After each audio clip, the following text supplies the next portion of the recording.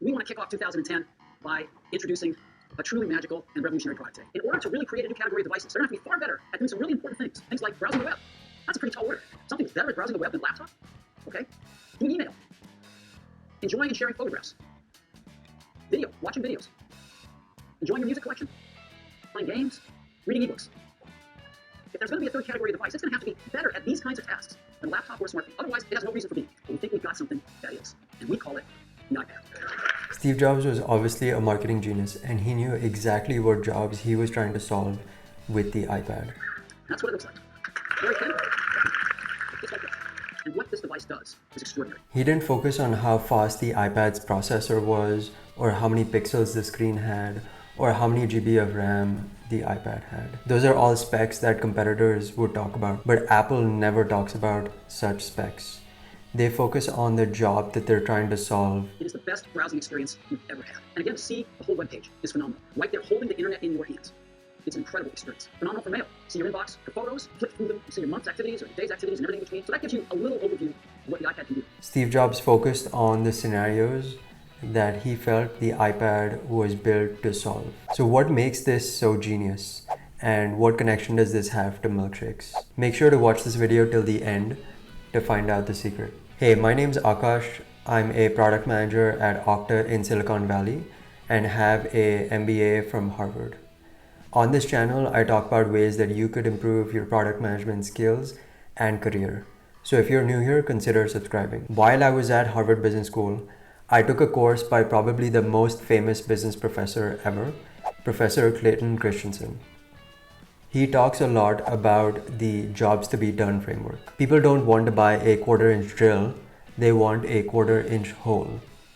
Here, the 1/4-inch drill is the solution which is being hired to solve the actual problem or job to be done, which is the making of a 1/4-inch hole. The customer doesn't care how the 1/4-inch hole is made. So the famous example by Professor Christensen about jobs to be done framework is the milkshake example. Many years ago, McDonald's was trying to improve their milkshakes and boost the sales of the milkshake. They lined up the quintessential milkshake buyer and interviewed them to find out what they love and what they would love to see in the milkshakes. Did they want bigger milkshakes? Did they want different flavors? Did they want a thicker milkshake?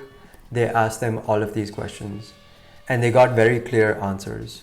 So based on these results, they improvised and improved their milkshakes and put them out there for customers. Sales of milkshakes stayed flat.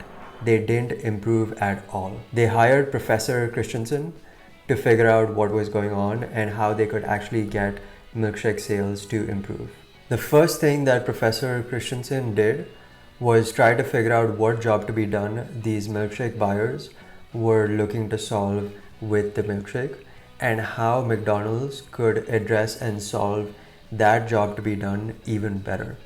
So he stood outside a McDonald's for a full day, noting down all the times that people would come in to buy a milkshake, who were they with, how many times did they come in, what else did they buy along with the milkshake, where did they have the milkshake, what else did they buy along with the milkshake, etc. He focused on the activities around the milkshake buying rather than the demographics of the people buying the milkshake. What he found was that half of the milkshakes were bought before 8:30 in the morning. It was the only thing that customers bought, and as soon as they bought it, they got in their car and just drove away.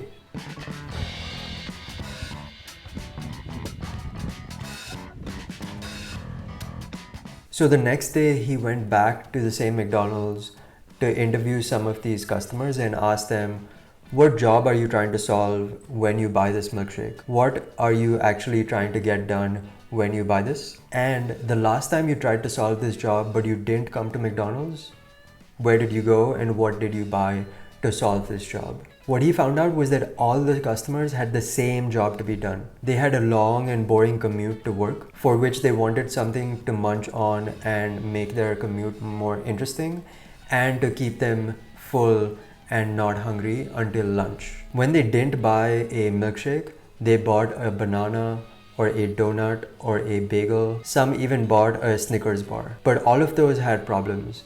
The banana was hard to eat and peel while driving. The bagel left crumbs everywhere.